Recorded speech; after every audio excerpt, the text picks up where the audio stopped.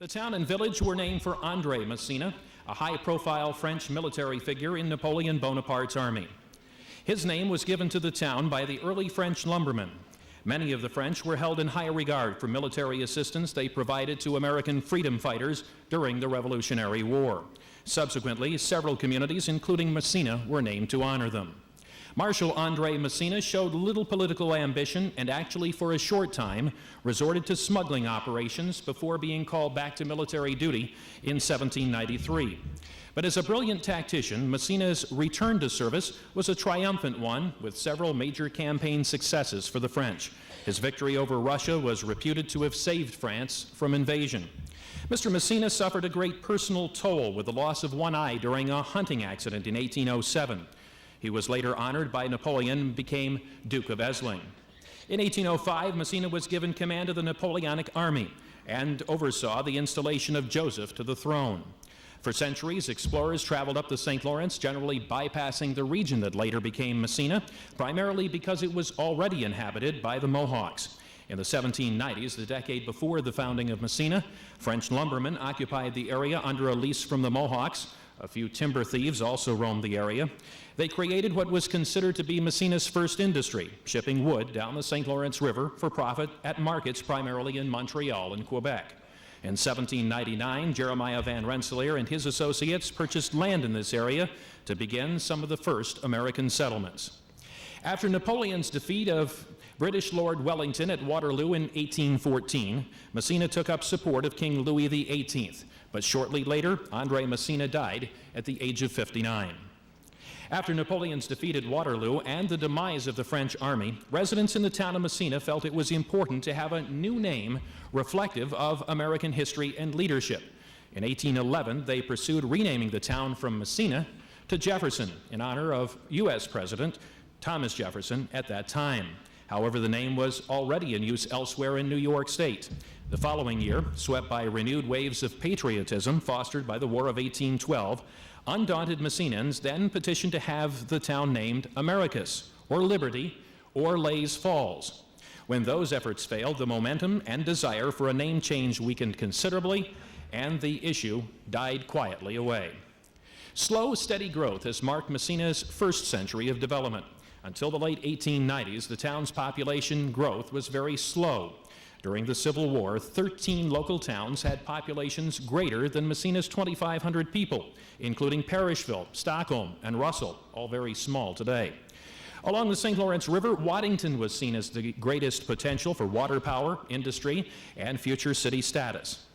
But instead, one decision to create a new canal between the Grass and St. Lawrence rivers at a key location along differing elevations to generate important water power was one of the most defining moments in the growth of Massena.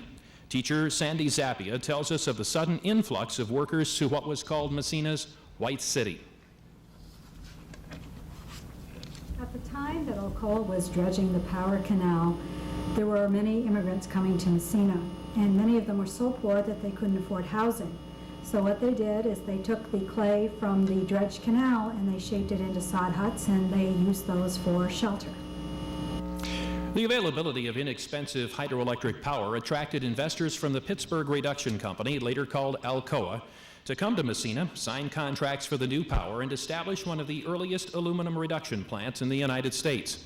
On June 26, 1902, 100 years ago this summer, groundbreaking was held for the first of 4 buildings in the new Massena operation. The first aluminum ingot was produced in 1903. One of the first pot lines was touted to be the largest in the world. Perhaps one of the most important periods in Massena's past century was its crucial production role during World War II. Aluminum from Massena was used in the production of the P-51 bomber and its engine, and the B-25 bombers, which launched the first strikes on Japan following the attack on Pearl Harbor. Women were also hired to be riveters, and the popular song of the time, Rosie the Riveter, became their theme. 4 Alcoa researchers, including one from Massena, were sent to assist in creation of the atomic bomb, which was used in attacks on Japan and put America on the road to victory. Massena's Alcoa plant assisted in the production of torpedo bombs, also used during the war. Alcoa Massena has remained the corporation's largest continually operating facility and largest employer in St. Lawrence County. In May 2000, Alcoa's Elaine Belda announced the company's worldwide merger with Reynolds Metals, bringing together two previously competing Massena aluminum facilities.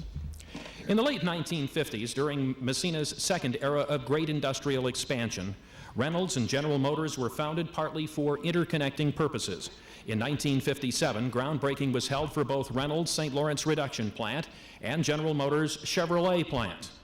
Like Alcoa 50 years earlier, Reynolds and GM were interested in Massena because of the availability of inexpensive hydropower being produced by the newly created St. Lawrence Power Project. Just over 2 years later, the first aluminum was produced at the Reynolds plant. One of the Reynolds' principal customers was nearby GM. In 1986, however, came the hard news that General Motors would execute a major phase-down in Massena, eliminating 1,200 jobs, or nearly 90% of its workforce. The remaining operations were shifted to lost foam production for creating engine parts with fewer flaws and less cost. Also during Massena's second great industrial period was the so-called billion-dollar project to tame the rapids of the St. Lawrence River for ships and hydropower along America's fourth coast. An enormous dredging and rechanneling of the St. Lawrence River created two major developments at the same time: locks and dams for operation of the St. Lawrence Seaway and the electric generating facilities of the New York Power Authority. The Seaway's first smaller ships went through the locks in the summer of 1958. Full deep draft navigation began the following year. Thousands of construction workers, equipment operators, engineers, and other laborers were employed before the projects were fully operational 5 years later. The huge international undertaking to redevelop the river for shipping was coordinated with efforts to erect a giant facility to produce massive quantities of inexpensive hydroelectric power. For nearly 50 years, the Robert Saunders Power Dam has operated under the New York Power Authority. NYPA's Bob Hadler says that the project was a huge and amazing accomplishment.